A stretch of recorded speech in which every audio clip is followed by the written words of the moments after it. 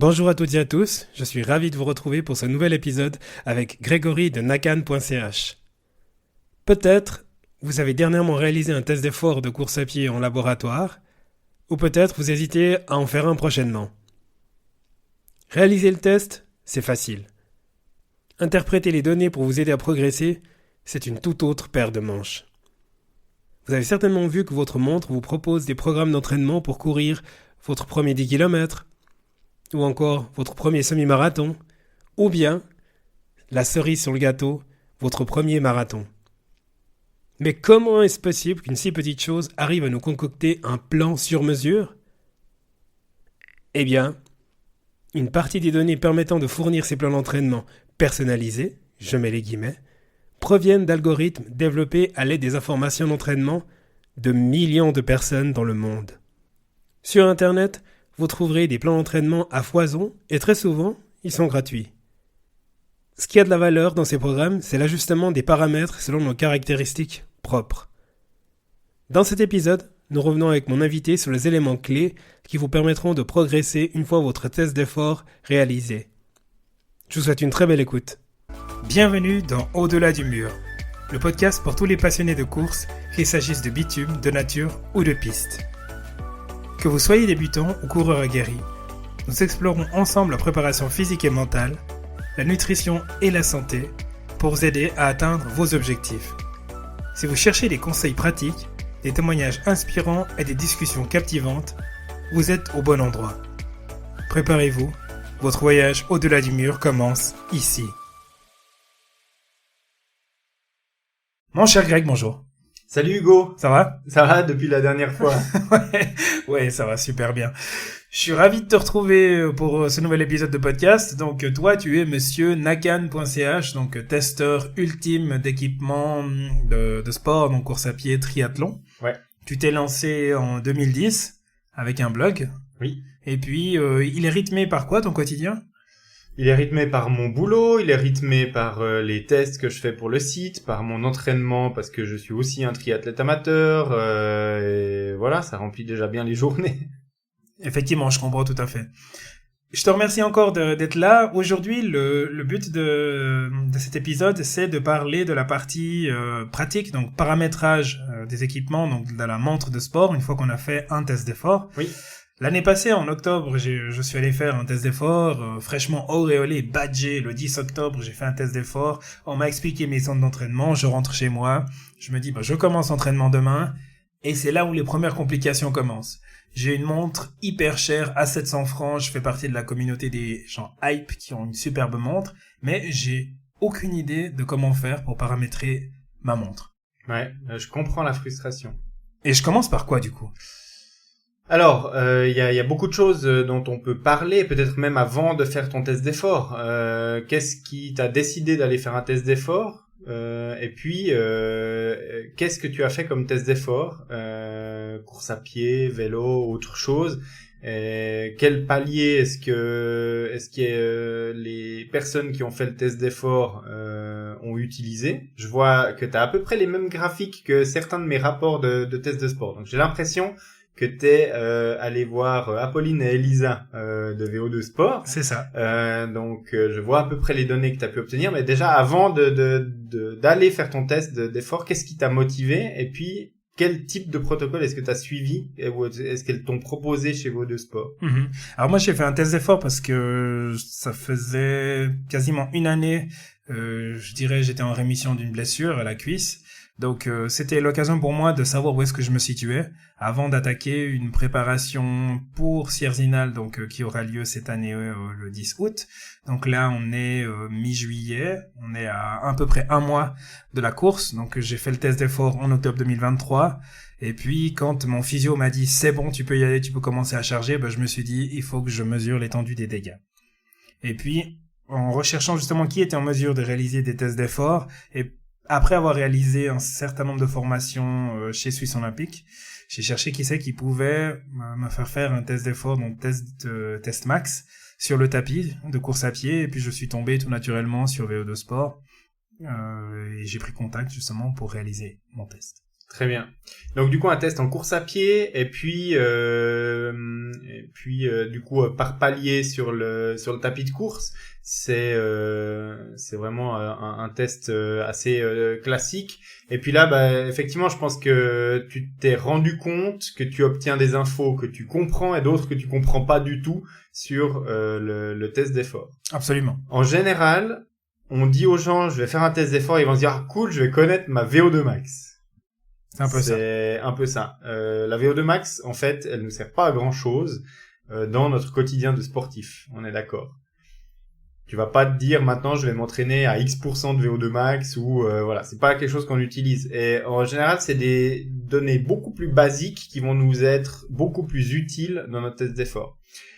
J'imagine que tu as fait un test d'effort avec la mesure de la lactatémie. Absolument. Donc du coup ça c'est quelque chose qui est aussi assez intéressant. Et puis j'imagine que tu as eu droit au débriefing complet après le test d'effort par soit Apolline, soit Elisa C'est ça. pour t'expliquer les données. Et je pense que ça c'est un élément qui est super important. C'est que quand on sélectionne l'organisme ou la société ou le labo dans lequel on va faire son test de sport, son test d'effort, c'est de s'assurer qu'on a un bon débrief qui est inclus dans la prestation après et qu'on va pas juste après la session sur tapis, quand on a fini par péter parce que ça allait trop vite, eh bien se voir proposer une douche et puis de rentrer à la maison avec son rapport parce que c'est important qu'on nous explique exactement ce qui s'est passé pendant le test d'effort et j'imagine que toi ça t'a été utile aussi. Absolument, oui. Ok. Donc t'as quand même bien compris les données qui sont sur ton rapport, mais maintenant t'aimerais les transposer dans ta montre de sport. Absolument. Mais avant de partir dans la partie transposition, il y a 2 points que tu as soulevés qui sont pour moi extrêmement importants. C'est la mesure de la lactatémie. Oui. Est-ce que tu peux nous dire un peu plus de quoi il s'agit ? Alors, je suis pas un physiologiste de l'exercice professionnel. Simplement, quand on va faire un effort qui va devenir plus anaérobie, c'est-à-dire qui est moins basé sur la consommation d'oxygène, quand on fait un effort qui est supérieur à ce que peut nous apporter comme énergie l'oxygène dans notre effort, bien on va produire du lactate. Et puis ce lactate, si on redescend pas d'intensité, l'organisme va pas pouvoir le traiter et l'assimiler, et donc du coup il va s'accumuler dans le corps. Et on va pouvoir mesurer cette accumulation de lactate pour savoir jusqu'où on arrive à en stocker, et puis donc du coup de découvrir le seuil lactique qui est une première barrière, et puis ensuite le niveau maximum quand on va être à VO2 max, à 100% de VO2 max, quel est le taux de lactatémie qu'on va pouvoir tenir. Et le deuxième point, c'était la partie donc courir. Enfin, quand tu disais, je vais faire mon test d'effort, super, tu vas connaître ta VO2 max. Eh ben, que tu saches que j'étais vachement déçu et frustré. J'ai hésité d'ailleurs à balancer ma montre à la poubelle à l'issue de ce test. Moi, je me dis ma montre, elle me dit VO2 max 51, alors je suis pas encore dans la catégorie supérieure. Et puis, quand je fais le débrief complet, eh ben, je me rends compte que ma VO2 max, en fait, elle est à 43. C'est quoi ce business? Il y a beaucoup d'explications possibles. La montre ne va pas mesurer ta VO2 max parce que ta montre, elle est pas connectée à un masque qui va mesurer les échanges gazeux. Et pour mesurer VO2 max, il faut mesurer ces échanges gazeux pour comprendre quelle est la quantité d'oxygène que tu vas prendre dans tes poumons, que tu vas assimiler, et puis quelle est la quantité de gaz carbonique que tu vas rejeter, qui va donner l'indication de combien ton organisme a vraiment stocké d'oxygène à chaque inspiration. Et ça va évoluer forcément en fonction de l'intensité de l'effort. Ta montre, elle a pas ça, donc qu'est-ce qu'elle va faire? Elle va utiliser des algorithmes, des millions de tests d'effort qui ont été rentrés dans une base de données et qui vont nous dire qu'avec telle fréquence cardiaque, à telle intensité, avec telle variabilité de fréquence cardiaque, avec tel effort, telle température, etc., normalement, la VO2 max devrait se situer à peu près là. Et ça marche très bien chez les personnes qui répondent exactement aux critères de ces millions de tests d'effort qui ont été mis dans la base de données. Mais il y a des biais là-dedans. Et j'en ai discuté avec des physiologistes de l'exercice. La plupart de ces tests d'effort ont été faits par des athlètes quand même assez performants, parce que c'est eux qui font des tests d'effort. On va pas prendre monsieur et madame tout le monde pour faire des tests d'effort dedans. Et puis, deuxièmement, c'est principalement des hommes d'un certain âge qui ont fait ces tests. Du coup, si vous rentrez pas dans les critères de ces personnes-là, et je pense particulièrement ici aux femmes, eh bien, les données que vont vous donner votre montre, elles seront basées sur des critères qui sont absolument pas les vôtres. Et qu'est-ce qui se passe quand on commence à faire des calculs avec des raisins secs et puis tout d'un coup on prend un panier de mandarines? Bah ça a rien à voir, et donc du coup la VO2 max que t'as donné ta montre était pas fiable parce que elle est pas basée sur des données qui te correspondaient. Donc déjà il y a ça à prendre en compte. Et puis la deuxième chose à prendre en compte, c'est que ta montre, elle va se baser sur tes entraînements récents pour te donner de la VO2 max. Et je sais pas, au moment où tu es allé faire ce test d'effort et puis que tu avais ce 50 quelque chose qui était affiché sur ta montre, quels étaient tes derniers entraînements? Est-ce que tu avais fait beaucoup plus proportionnellement de fractionné? Est-ce que tu avais fait du fractionné court? Est-ce que tu avais fait du fractionné long? Est-ce que tu avais fait de l'endurance? Est-ce que tu avais bien mixé tout ça? Parce que c'est sur certains types d'entraînement qu'elle va pouvoir faire la meilleure détection. Et si tu fais pas ce type d'entraînement sur les 2-3 dernières semaines, eh ben la VO2 max, elle va être calculée de manière erronée. Alors là, pour le coup, vu que j'étais justement sur le retour de blessure, c'est clair que les mois qui ont précédé ce test d'effort, ça n'a pas été les mois classiques au niveau de la mesure de la performance de la montre. Et puis c'est vrai que je me fiais plus trop non plus aux indications qui étaient données parce que je courais plus du tout aux mêmes allures. J'étais plutôt dans une autre recherche d'indicateurs. Ça peut expliquer effectivement aussi cette différence. Voilà. Et la dernière chose, c'est la manière dont tu mesures ta fréquence cardiaque pendant l'entraînement. La variabilité de fréquence cardiaque est très importante pour l'estimation de VO2 max. Si tu utilises la mesure optique, que ce soit au poignet ou à travers un brassard cardio-optique, la variabilité de fréquence cardiaque est est mesurée de manière très approximative et donc du coup donne des résultats d'estimation de VO2 max très approximatifs. D'ailleurs, on en avait parlé, on avait commencé à parler de ce point-là, c'est que si on veut avoir des mesures précises de fréquence cardiaque, il faut utiliser une ceinture, alors que ce soit au niveau abdomen, c'est ce qui apporte le plus de précision, on est quand même au plus près du cœur, ou alors, en alternative, effectivement, les nouveaux brassards qui commencent à émerger un peu partout sur le marché. Oui, et ça marche très bien pour mesurer la fréquence cardiaque. La variabilité de fréquence cardiaque, c'est une donnée qui est différente et qui est moins bien mesurée par ces brassards. Okay. Donc là, enfin les précautions d'usage, et puis j'ai pu évacuer ma frustration justement liée à ce test d'effort. On peut rentrer dans la partie interprétation des résultats. Donc effectivement, j'ai eu droit à mon débrief à l'issue du test d'effort. Donc Elisa m'a présenté le test d'effort avec les différents seuils, les différentes allures. Et puis il y a une question justement qui me revient aussi au niveau du taux de lactate. Alors pour les personnes qui sont pas forcément initiées, c'est peut-être pas évident, mais le lactate, il coïncide aussi avec le moment où on n'en pourra plus, enfin les jambes elles vont brûler, et le moment où on va stopper. Mais si on suit la courbe de lactatémie, on devrait pouvoir voir justement que la personne, elle arrive, enfin le taux de lactate n'augmente plus, on n'arrive plus à l'assimiler justement, à le traiter, et puis on devrait pouvoir dire « Ah oui, il est allé au bout de son effort », ou alors « Non, il n'est pas allé au bout de son effort ».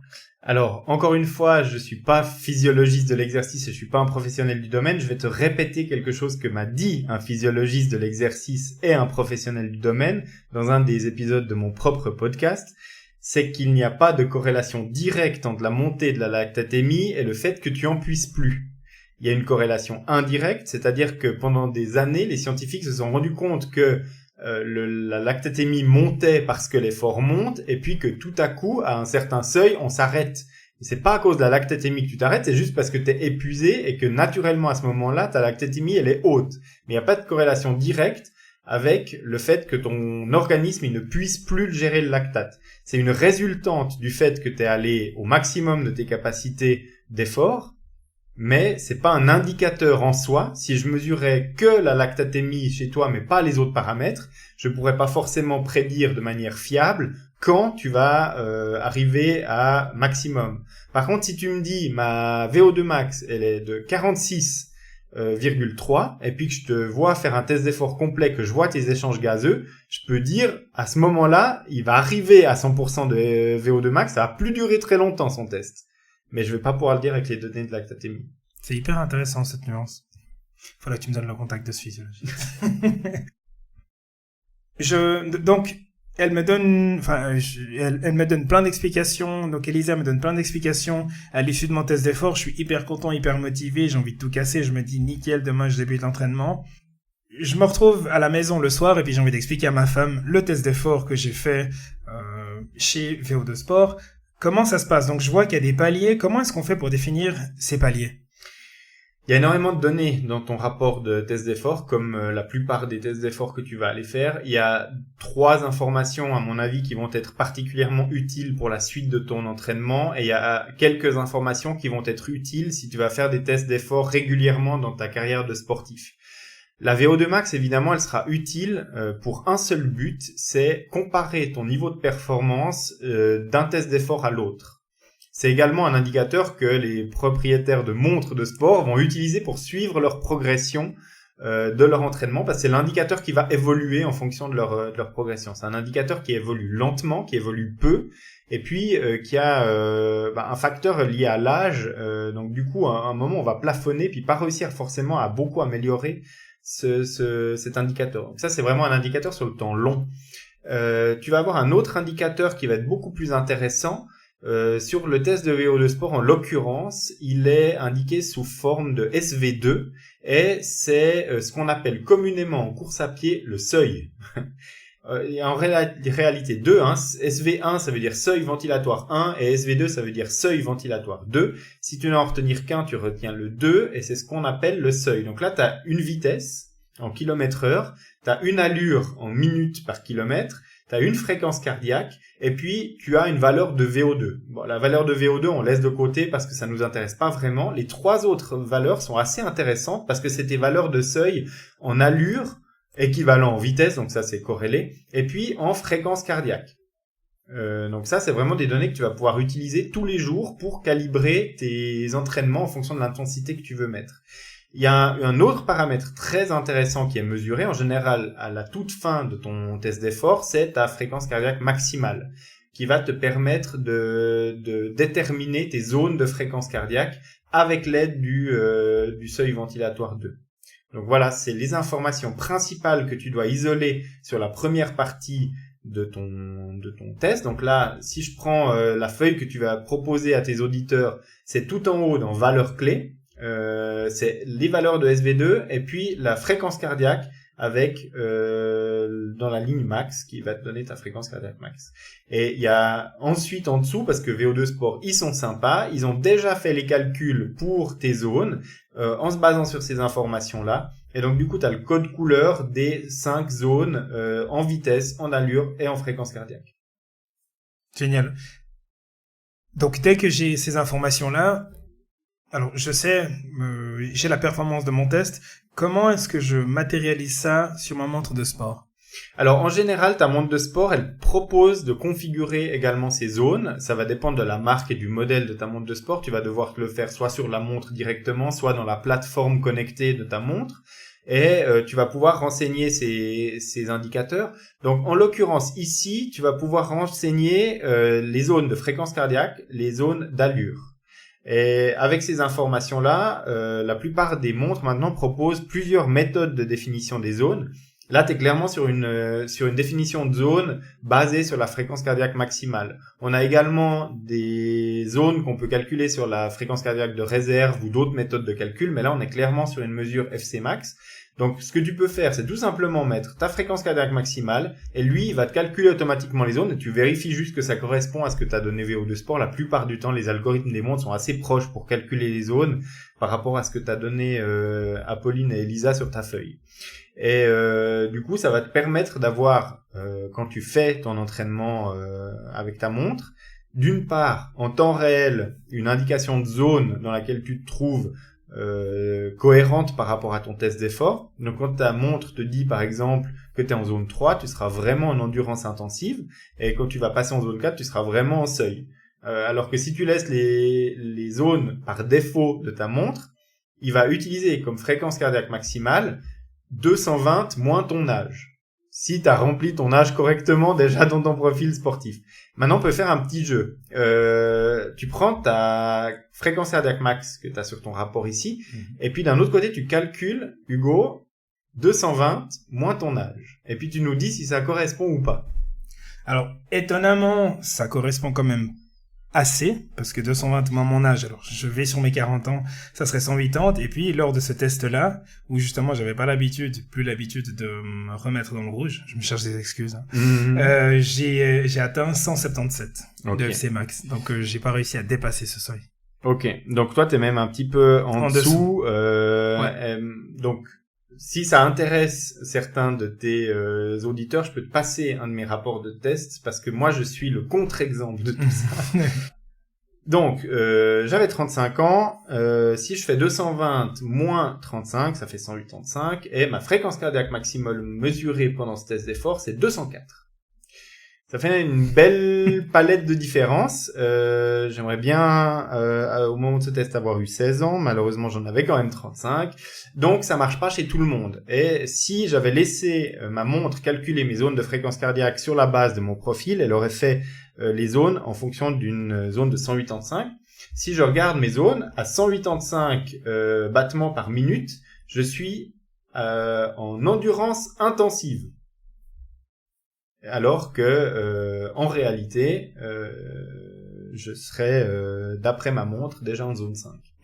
Ça c'est hyper intéressant ce que tu dis parce que alors j'imagine bien qu'il n'y a pas simplement de monde qui ne paramètrent pas leur zone sur leur montre une fois qu'elles l'achètent. Il y a une fonctionnalité qui j'imagine est présente sur la plupart des montres, voire si ce n'est toutes, c'est l'ajustement de la fréquence cardiaque en fonction du temps que ça fait que tu la portes ou du temps que ça fait que tu as fait ton test d'effort. Moi, j'ai fait ce test d'effort-là, je pourrais tenter de te dire, je l'ai fait au moment où j'étais le plus bas au niveau de la condition physique. Depuis, il y a eu quand même quelques centaines, voire des milliers de kilomètres de course à pied, des séances d'endurance. Donc, a priori, j'ai de toute manière progressé. Alors, oui, mais ça va pas changer grand-chose. Alors, ce qui va beaucoup, enfin, ce que tu vas pouvoir progresser, c'est ton seuil ventilatoire, ton SV2. Mais ta fréquence cardiaque maximale, elle est liée à deux choses, à la génétique et à ton âge. C'est le nombre de tours minutes de ton moteur. Ça veut absolument pas dire que tu vas être un coureur rapide si tu as une fréquence cardiaque maximale élevée. Ça veut pas dire que tu vas être lent si tu as une fréquence cardiaque maximale basse. C'est tout simplement un facteur génétique. Tu vas pas pouvoir l'influencer de manière visible avec un entraînement. Tu peux t'entraîner tout ce que tu veux dans ta vie, tu vas pas pouvoir faire évoluer de manière massive ta fréquence cardiaque max. Il y a peu de raisons pour lesquelles, si tu calcules tes zones de fréquence cardiaque basées sur ta fréquence cardiaque maximale, qu'elles changent à travers le temps, si ce n'est qu'elles vont baisser un petit peu de quelques battements par année d'âge. Mais ça va fluctuer de manière extrêmement faible. Si tu fais un test d'effort, mettons tous les 2 ans, tu peux actualiser tes zones tous les 2 ans, tu seras pas à côté de la plaque. Si tu bases tes zones sur d'autres valeurs, comme le SV2 par exemple, là, il y aura peut-être un peu plus de fluctuations, parce que si tu t'entraînes beaucoup, tu vas pouvoir repousser ton SV2 un peu plus loin, tes zones, elles vont bouger plus. Mais la plupart des montres calculent les zones en fonction de la FC Max, et donc du coup, ça va bouger très peu. Ok, donc il faut forcer le réglage de paramétrage selon les tests d'effort. Oui, parce que ta montre, ce qu'elle va faire pour calculer tes zones, la plupart du temps, c'est tout simplement identifier dans tes entraînements au cours des derniers temps la fréquence maximale que tu as touchée. Mais c'est assez rare que tu aies faire des intensités telles que tu vas arriver à FC max effective. Ça arrive assez rarement. Donc du coup, ça va donner de fausses indications au bout d'un moment parce que la montre n'a pas enregistré les vraies données de FC max. Il y a un autre point par rapport à la fréquence cardiaque maximale, c'est que là, tu es sur un test d'effort. T'es sur un test d'effort de course à pied.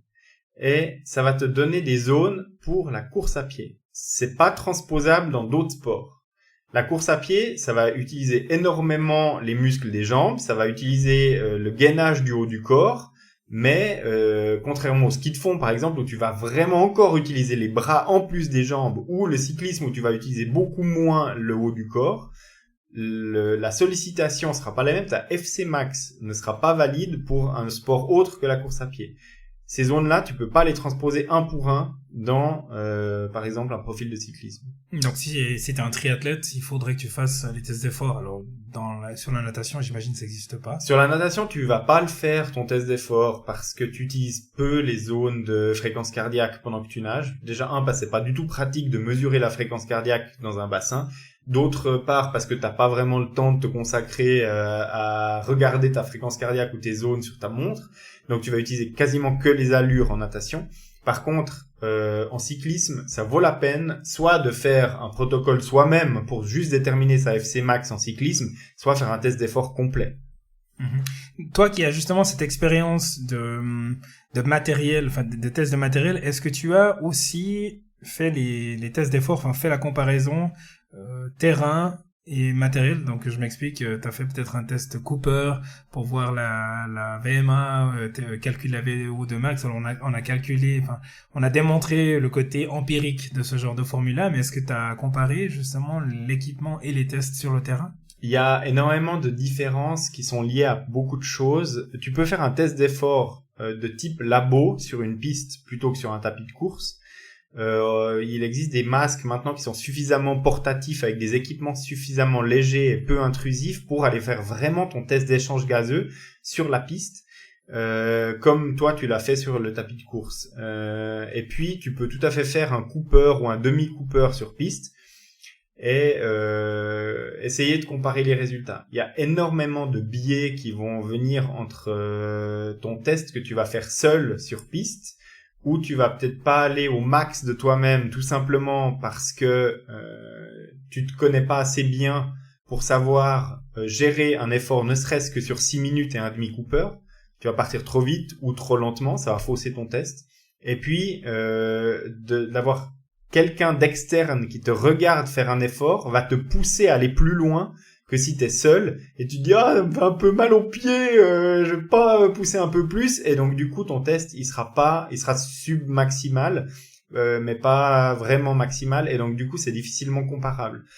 Ce qui est comparable, c'est les tests entre eux. Si tu fais plusieurs tests d'effort sur tapis chez VO2 Sport, tu vas pouvoir les comparer d'une année à l'autre ou d'un test à l'autre. Si tu fais plusieurs demi-coupeurs sur la piste, à peu près dans les mêmes conditions, normalement tu devrais t'améliorer dans ta régularité sur ton test. Tu peux les comparer les uns avec les autres, mais comparer un test sur piste avec un test d'effort, il faut pas faire. C'est un autre monde, effectivement. La répétabilité, c'est pas du tout la même. Voilà. Et puis on en parlait aussi dans l'épisode d'introduction, quand on parlait des métriques et des algorithmes qui sont utilisés pour définir ces montres. Puis tu disais qu'il y avait des immenses différences, que ce soit entre les hommes et les femmes. C'est à quel niveau? C'est tout simplement au niveau que les algorithmes sont alimentés par des millions de données issues de milliers de sportifs, et que toutes ces données alimentées, enfin dans ces quantités de données qui alimentent ces algorithmes et qui ont été développées à travers le temps, les femmes sont largement sous-représentées. Et donc du coup, on compare des données principalement d'hommes qui vont de 20 à 35 ans. Et si tu sors vraiment de ce schéma-là, eh bien, tu obtiens des données qui sont beaucoup moins précises par tes algorithmes, tout simplement parce qu'elles te connaissent pas. Elles connaissent vraiment les hommes de 20 à 35 ans qui font du sport de manière assez importante dans la semaine, parce que c'est ces personnes-là qui ont participé le plus à fournir ces données qui vont alimenter ces algorithmes. Effectivement. Et si on parle donc on parle de la partie test d'effort justement que tu peux réaliser en laboratoire. Toi qui es le techno de l'étape, tu sais bien qu'il y a des montres qui proposent des programmes d'entraînement directement intégrés. Comment est-ce que ça se passe justement? Alors j'imagine qu'il y a un algorithme qui du coup va utiliser certainement la fréquence cardiaque et des algorithmes basés sur l'âge, donc 220 moins l'âge, etc. pour déterminer l'AFC, déterminer les zones.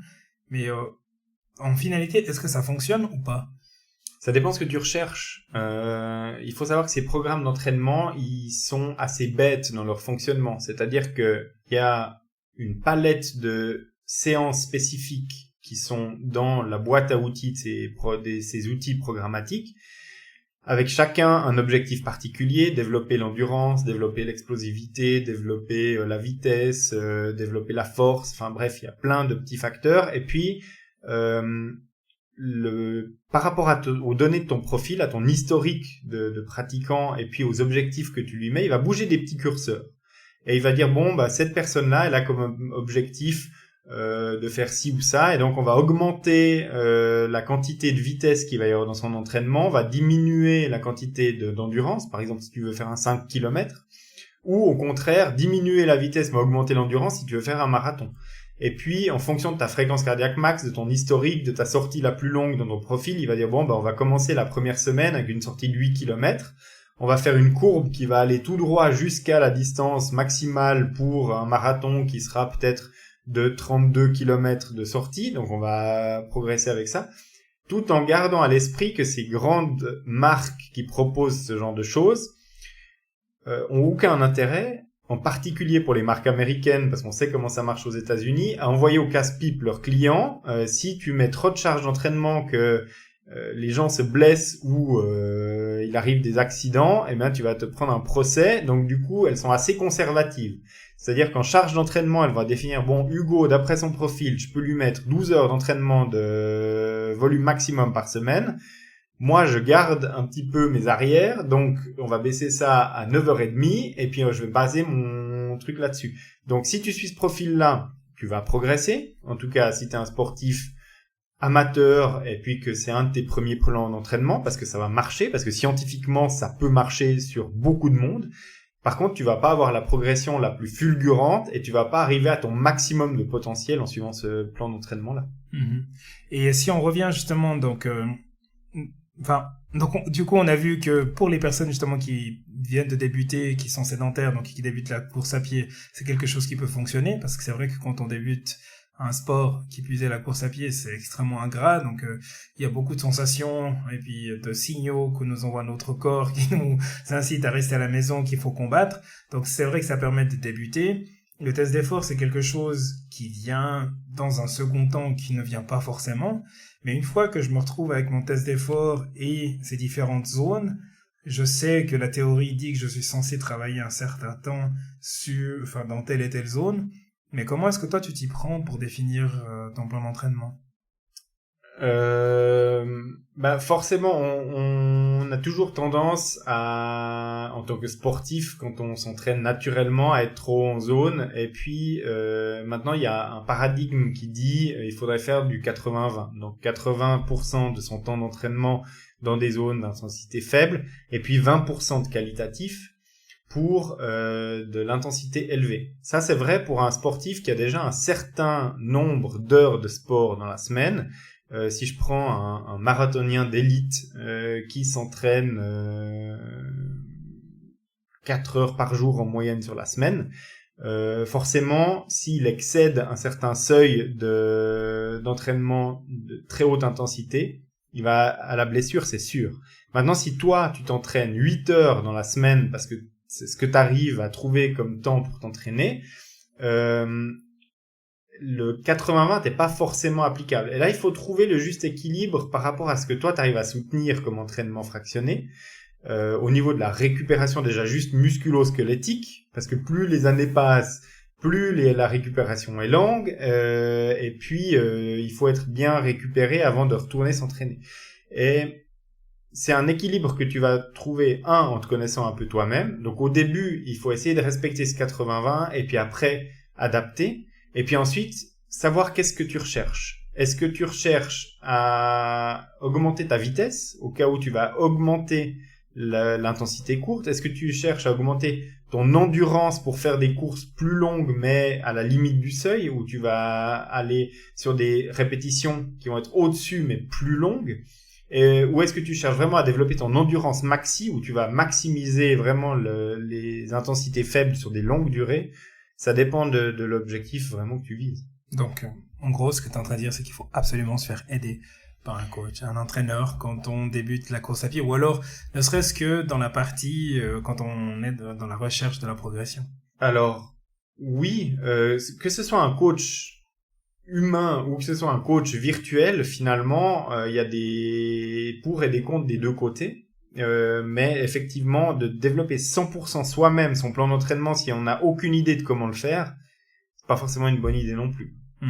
Il y a juste un milieu à trouver entre la montre, enfin tout pour la montre, et puis tout pour soi-même. Ouais, je pense que il faut quand même réfléchir un petit peu au-delà de l'horizon. La montre m'a conseillé de faire ça, je vais faire ça. À l'époque, quand j'ai commencé la course à pied, le truc c'était d'acheter le jogging magazine du début de l'année, où dedans t'avais tes plans pour le 10 km, le semi-marathon et le marathon, et puis tu choisissais un, puis tu faisais ça cette saison-là pour progresser. C'était super générique parce que n'importe quel lecteur qui prenait ce magazine prenait ce plan d'entraînement. Ça marchait chez certaines personnes, moins chez d'autres. Globalement, ça faisait à peu près le job parce que c'était pas tout à fait faux quand même. Maintenant, on a des possibilités d'avoir des plans beaucoup plus personnalisés très facilement. Pourquoi s'en priver? C'est très juste ce que tu dis avec ces magazines. Alors moi, je fais encore partie de ces gens qui achètent ces magazines. Je sais pas pourquoi, ça me rassure d'avoir ces magazines à la maison, de me dire que finalement, il y a des gens qui ont d'autres problèmes. Mais il y a des choses qui sont hyper intéressantes dedans, dans le sens où c'est toujours par période. Enfin, après les fêtes, justement, il y a plan d'entraînement pour débuter la course à pied rapidement, parce que forcément il y a des excès. À la rentrée, il y a débuté la course à pied, alors pas pour les personnes sédentaires, mais voilà, au printemps, c'est 8 semaines pour booster sa VMA, parce que c'est typiquement la période un peu avant les marathons. Qu'est-ce qui diffère selon toi, alors j'imagine bien que t'as pas fait tous les magazines, mais qu'est-ce qui diffère selon toi de dans ces différents plans d'entraînement qui sont proposés dans ces magazines? Alors, il faut déjà identifier à quel public s'adresse quel magazine. Il y aura pas forcément tout le temps le même public cible. Il y en a qui sont plus dédiés à des sportifs qui ont déjà une certaine expérience et puis qui ont déjà une certaine pratique. D'autres, des sportifs complètement débutants. Souvent, même maintenant dans ces magazines, tu trouves des plans débutants, intermédiaires, avancés, et puis ça permet déjà de filtrer un petit peu. Et puis après, moi, ce que je fais quand je tombe sur un de ces plans-là, je vais pas l'appliquer à la lettre. Je vais chercher ce qui m'intéresse dedans pour voir quelle est la progression qui a été choisie par la personne qui a fait le plan. Est-ce que c'est une progression massive? Probablement que dans le débrief que tu as eu après ton test d'effort, on t'a aussi mis en garde de l'augmentation de charge par rapport au risque de blessure. On n'augmente pas la charge de plus de 10% chaque semaine. Et puis ça s'applique de manière encore plus précise en fonction du nombre d'intensités qu'on va faire, etc. Et c'est intéressant de voir comment ont été conçus les plans. Et en fonction de la montée en charge, tu arrives à voir à peu près pour quel type de public c'est adressé. S'il y a une montée en charge assez faible, de l'ordre de 5-6% chaque semaine, c'est vraiment pour du débutant. Si on se rapproche des 10-12%, c'est vraiment pour une personne assez avancée, et ainsi de suite. Donc on peut identifier ce genre de choses. Parce là on a parlé des magazines, mais il y a aussi des sites internet qui proposent plein d'entraînements gratuits. D'ailleurs, il y a plein de coachs ou de sites internet qui proposent des plans d'entraînement gratuits. Je me suis toujours dit que le jour où je serai coach, si je le suis, je vais de toute manière proposer aussi des plans d'entraînement gratuits, mais finalement, l'or qu'il y a là derrière, c'est l'interprétation et la personnalisation derrière le plan d'entraînement. Parce qu'un plan d'entraînement, je tape sur un site internet, je le mets sur ma page et puis je te le balance. Mais il n'y a pas justement cette personnalisation en fonction de l'historique de la personne. Oui, non, ça c'est vrai. Et même maintenant, gratuitement, tu peux avoir un plan d'entraînement personnalisé à travers certaines applications. On a des coachs virtuels qui fonctionnent sous forme d'application mobile. Tu rentres ton nom, ton adresse email, un mot de passe, ton âge, ton poids, et puis tu lis ça à une plateforme d'entraînement. Par exemple, il va chercher ton historique sur Garmin, sur Strava ou autre. Il digère un petit peu tout ça, il voit un petit peu où t'en es dans ta pratique sportive, et là il va te proposer des séances. Donc c'est la version plus des magazines. C'est vraiment un plan qui est entièrement gratuit et assez générique, mais personnalisé pour toi, pour ton historique de sportif. Ça rejoint un petit peu ce qui est proposé par les montres en suggestion d'entraînement. Je trouve que c'est plus pertinent dans ces apps parce que il y a eu plus de recherche et développement, vu que c'est leur core business, sur l'algorithme de génération d'entraînement par rapport à ce que proposent les marques maintenant en générique comme suggestion d'entraînement assez basique. Donc, si je synthétise la partie test d'effort, donc paramétrage, et la partie technique, configuration de la montre, quels sont les points clés qu'il faut retenir quand on passe justement du test d'effort en laboratoire pour la course à pied à la montre avant de partir finalement s'entraîner? Alors, c'est d'utiliser tous les bénéfices d'avoir fait le test d'effort, et puis d'avoir des données très personnelles et très précises sur ses zones de vitesse, de fréquence cardiaque, sur son seuil, pour s'entraîner aux bonnes intensités. Donc, on l'a dit, les zones d'entraînement, qui sont la plupart du temps fournies dans le rapport du test d'effort, on va les transposer dans sa montre. Et puis comme ça, on aura des valeurs qui seront pertinentes. Ça va également aider la montre à fournir, on en a parlé après, des entraînements personnalisés beaucoup plus proches de la réalité de ton potentiel de sportif et de ta volonté de progression par rapport à des calculs basiques de ton profil. Et puis la plupart des gens font même rarement l'effort de mettre des données précises dans leur compte de sportif sur leur plateforme. Si on demande la date de naissance, si on demande le poids et si on demande la taille de quelqu'un dans un profil sportif, c'est pas pour faire du flicage ou de l'adressage marketing, en tout cas j'espère pas, c'est essentiellement pour affiner les données que seront fournies par la montre. C'est contre-productif de mettre des données bidons là-dedans. Et une fois qu'on a mis des données précises dans son profil, qu'on a renseigné correctement ses zones de fréquence cardiaque, la montre devient un outil efficace pour suivre son entraînement. Avant ça, c'est pas forcément le cas. Du coup, avec toutes ces informations que tu nous as données, toi, tu les utilises pour te préparer pour une compétition ces prochains temps? Donc oui, je suis inscrit pour le marathon de Berlin en septembre, deuxième marathon de cette saison, sur lequel je m'entraîne maintenant pour essayer de réaliser un personal best. J'avais déjà fait cette course-là en 2015, mais je m'étais cassé 4 côtes 2 mois avant, donc du coup la préparation était pas top, et je vais essayer de battre mon record d'alors. Tu ne peux que faire mieux. J'ai quelques années de plus quand même, hein. Ça fait maintenant 9 ans, donc du coup les années passent. 9 ans contre 4 côtes cassées, je te dirais qui gagne. Voilà, je suivrai la course en tout cas. Je te remercie beaucoup d'être venu partager ton expérience en termes de paramétrage d'équipement, c'est toujours hyper intéressant de parler avec toi. Merci Hugo. Je te souhaite une belle préparation et puis un bel été. À toi aussi.